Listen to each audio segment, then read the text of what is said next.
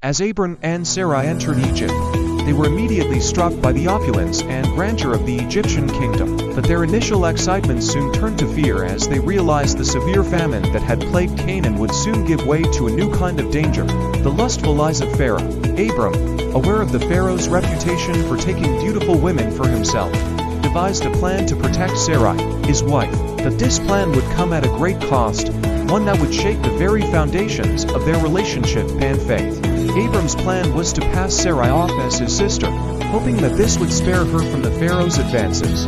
At first, it seemed like a clever solution, but it was built on a foundation of deception and distrust. And as the days went by, Sarai became a prized possession in the Pharaoh's palace, receiving lavish gifts and attention. Meanwhile, Abram was showered with blessings, becoming a wealthy and influential man in Egypt.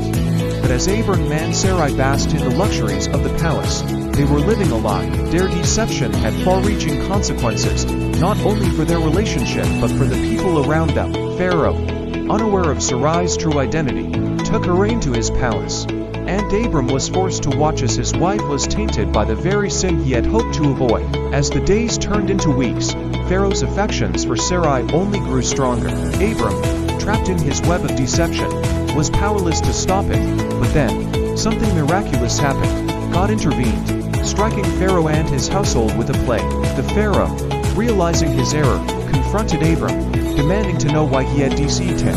In a dramatic turn of events, Pharaoh summoned Abram, and the truth was finally revealed. The Pharaoh, enraged by the deception, banished Abram and his household from Egypt, forcing them to leave behind the wealth and influence they had accumulated. As they fled Egypt, Abram and Sarai were left to confront the consequences of their actions.